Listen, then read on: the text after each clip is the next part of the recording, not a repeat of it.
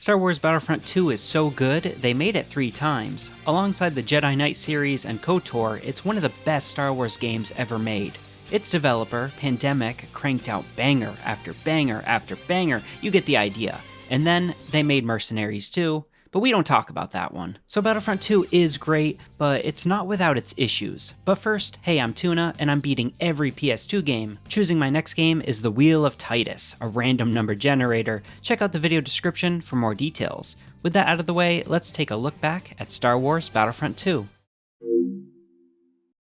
The game opens with this really slick main menu. I miss good UI in games. You've got the music, movie clips playing on both sides of the screen, and even the font is great. And don't get me started on the sound effects. Right away, you know this is going to be great.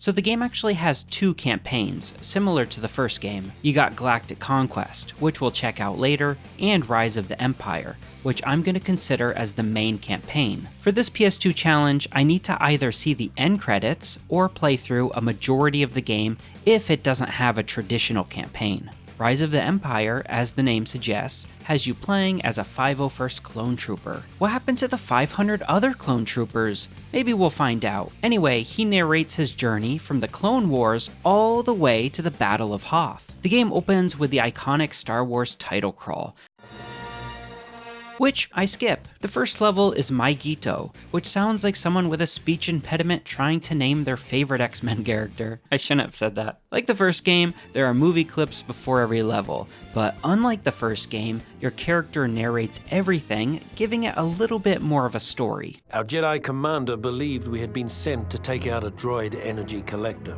What Ki-Adi-Mundi didn't know, however, was that our unit of the 501st was really after an experimental Mygeetan power source. Is it a full-fledged, super serious campaign? No, not really, but it does build a little bridge between you and your character. The first game's campaign was just conquest maps, but Battlefront 2 shakes things up, at least at the start. My Gito is way more linear. It's basically a tutorial. Play as an assault trooper, pilot a vehicle, and finally play as a Jedi. You couldn't do that in the first game, but now you can. And it's just as fun as it sounds. But be careful, with great power comes the risk of force yeeting yourself off the map. Oh, and when you die as a Jedi, that's it, no do-overs. Also, are we just gonna ignore this music?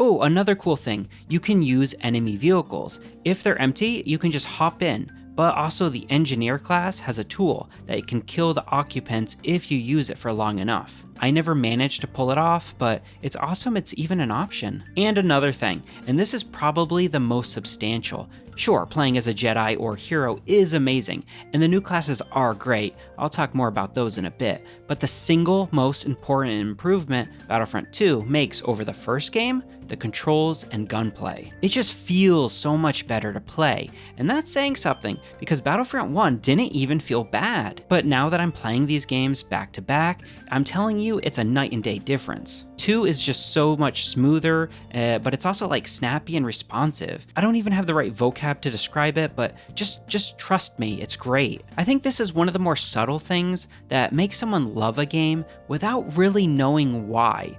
Or more accurately, they'll say that the game is amazing, but they'll point to the big, noticeable features that I don't think actually make the game incredible. It's a little confusing, I'm having trouble describing what I mean, but think of Halo as an example. Like, someone might say it's fun shooting the pistol, which sure it is, or the enemy grunts are funny, which sure they are, or the graphics and particle effects are incredible, and yeah, all of this is true, but in my opinion, the best thing about Halo is that it slowed down the gunplay and built on that with enemies, weapons, and environments that force you to play smart. It's the opposite of a Twitch shooter. Yeah, that's the word, right? Okay, so yeah, it's the opposite of a Twitch shooter. But you wouldn't really think of that while playing. At least I didn't, so maybe that's just me, maybe I'm crazy, but this is something you don't really notice unless you sit down and think about it. Now I hear you. Oh, Tuna, you shouldn't use Halo as an example, that's Xbox. Well, guess what? it's coming to PlayStation. So as far as I'm concerned, John Halo is a Sony icon now, right alongside Parappa, Elise, and that funny Japanese cat you don't know the name of. Where was I? Oh yeah, space battles. They added space battles.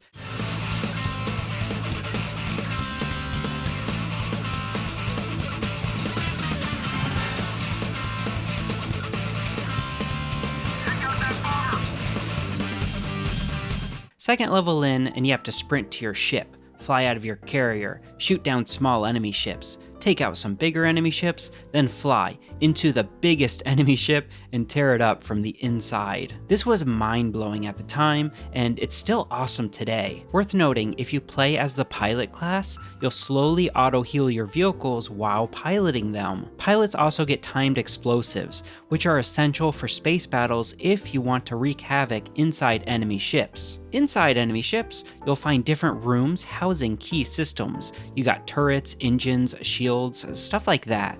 If you're playing as a pilot and have a bomb, you can deal serious damage to these systems. Of course, you'll have to deal with enemy players and ceiling turrets, but if you can pull it off, it feels amazing to sprint in and cause absolute chaos. If you'd rather mess them up from the outside in a more traditional fashion, you can target specific parts like the bridge or turrets. You're going to want to use a bomber for that, and if you want a dogfight instead, of course, go with a fighter. I think what Battlefront 2 does so well is it gives you so much diversity in the gameplay. Do you want to be a fighter and play a more traditional game? You can do that. If you want to be a bomber and destroy key systems of the enemy ships, you can do that too.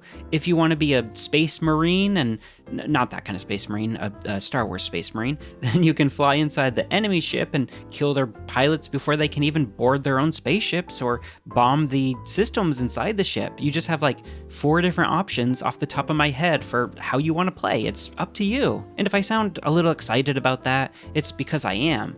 It does one of the things that Battlefield does really well and just gives you player choice for how you want to play. I also want to mention that the space combat is really good. Flying has been way improved with better handling, and they got way more fighters on the map at once. Overall, it's just a really great addition. But to be honest, if you're just sticking with the fighters, then space combat isn't the best. It's fun for a match or two, but I don't think it's something you're gonna sink a whole lot of time into. But we can't spend too much time talking about the space combat because we need to suddenly switch to a horror game.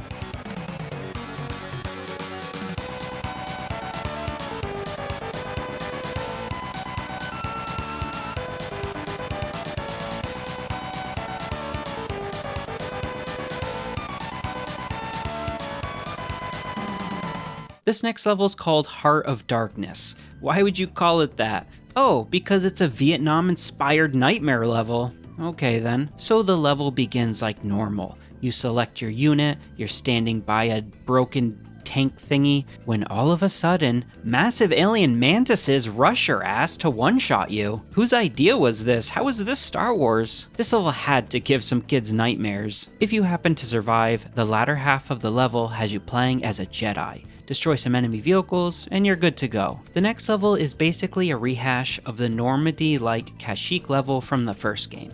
I guess Heart of Darkness wasn't enough, so now you're playing Saving Private Ryan. What movie is the next level going to be based on? A Serbian film? Also, this level is hard. I almost failed it, and I even got to play as Yoda. And let me tell you, Yoda is wildin' out. If you've noticed a trend here, then yeah, me too. It seems like every level they let you play as a hero unit, which is super fun, but it makes me wonder if they didn't feel confident in the base game. That's just a hunch though, I don't have any evidence for it. The next level, and I can't pronounce the name, has you pushing back the enemy until you finally face off against General Grievous, which honestly, his name is as ridiculous as Darth Icky or all the other dumb names George Lucas came up with but never ended up using. Now I know Grievous has his fans, but to me, he's just meh. A weird cyborg robot alien with 4 arms just doesn't do it for me. Darth Maul, on the other hand, now that's a cool design. You got the double lightsaber, the whole look is awesome.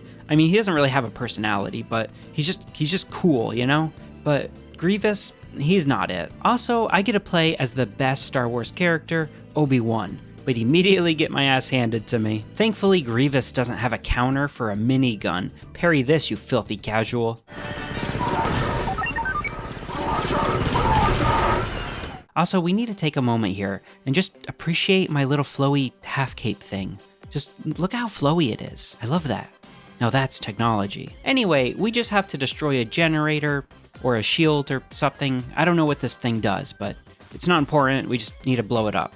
And that's another level in the bag. Now the next level is where things take a turn. Order 69 is implemented. I think it's called that. I haven't seen Star Wars. And we start killing Jedi, along with their sacred texts and blue milk. There are Jedi here everywhere, but they're not as powerful as the hero units. That said, you'll get absolutely wrecked if you're not careful. This is another mission with a shield or generator. I don't know what the thing does. Anyway, the important part is that you're protecting bookshelves. And let me tell you, it's a pain. It's easily the worst level in the game. That said, you do get to play as Anakin towards the end, which is a great time. I really like his moveset. Next level is the Palace of Naboo.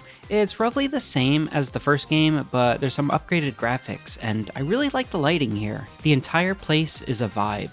It's also nice to visit some older maps just to see them done again, but improved on. And it's not like this game's hurting for maps, so rehashing some of them is fine by me. Also, as terrible as the prequels are, the art direction of the locations gave us some really awesome places to explore. Maybe a little boring, but otherwise a solid map. You might not have noticed this earlier, but this is actually the first time we make the switch from the prequel clone troopers to full-blown stormtroopers. I love how this game's campaign slowly transitions from era to era. Next up is another space battle. Take out some turrets on the outside of the ship, run into some asteroids, cool, and fly in a frickin' TIE fighter. Afterwards, we're on that lava planet from the third movie. I just assume the entire planet is always on fire. I don't know, haven't seen the films. This is the last stand of the Trade Federation. Apparently they have a factory here or something. It's not important. Anyway, they're trying to pump out an army of robots. It's a bit wacky, but it's a nice excuse to have OG era stormtroopers fighting the prequel guys. Also, the music is really creepy. What the hell? It sounds like it's from a Japanese horror game. Can we not? I want to be able to sleep tonight. Look where you're shooting! Get the droid!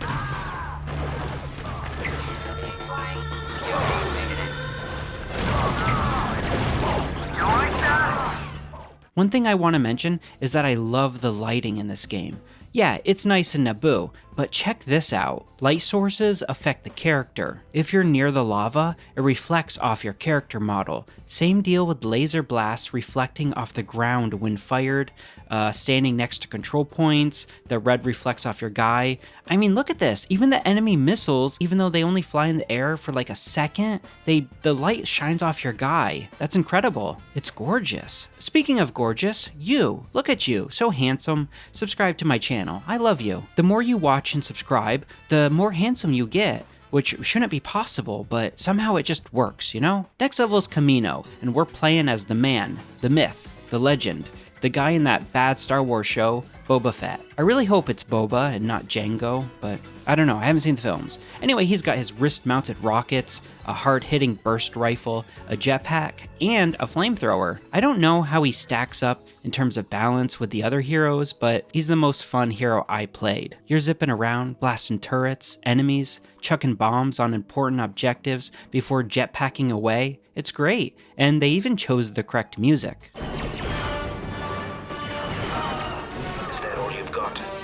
Next level, and we're defending the Death Star from a small group of rebel intruders. What a cool idea for a level. I have some thoughts on this, specifically why lots of people love the older Star Wars games. Let me know what you think, but it feels like there was so much creative freedom given. Yeah, you got some terrible games back then, but 3 bad Star Wars games are absolutely worth one classic. Maybe not financially for the company making them, but yeah. Star Wars Battlefront 2 doesn't feel like HR made it. It feels like some Star Wars fans thought it would be cool if you could play as the Empire defending the Death Star from the Rebels, because that's a fun set piece. Or like that earlier level, being the Empire fighting the Trade Federation. Does it make sense? Is it canon? No, not really, but damn if it ain't fun. As a kid, my Green Army Men toys fought my Lego toys. Would the Lego Corporation approve of this? No, but it's fun. That's how a lot of older IP feels like. Fun first, and we'll do our best to smooth out the wrinkles. Now it feels like everything must be perfect. You want to put a lightsaber in your game? Well, it better be exactly this length and width. It must make these kinds of noise. Only these people can use it. Hold it exactly like this. It's just a headache. I'll actually give props to EA for the current state of Battlefront 2. The reboot, I mean. If you haven't played it, I really recommend picking it up. It's only like $5 and it has so much content, and it does make you feel like a kid again, smashing action figures together. Of course, it didn't ship like that, but yeah.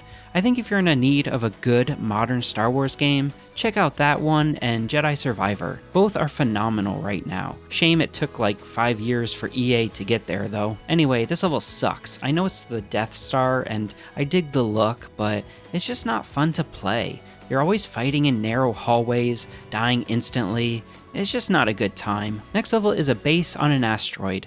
Not too much about it, but there's a small outside section where you're in space. If you're in there without being in a vehicle, you take damage, which is a neat touch. Level after that is pure power fantasy. You're Darth Vader wrecking rebel fighters while looking for the plans to the Death Star. It's incredibly easy, but so much fun. You feel like the bad guy, almost to the point I feel bad for the rebels. Kinda wish they made this the first level. You can throw your lightsaber, dash, force choke, and hover, which looks very silly. I think Vader is silly maxing. Moving on to another space battle, fighting above Yavin 4. Wasn't the best thought out plan, but we were cut off from our leaders, tired, and operating on instinct.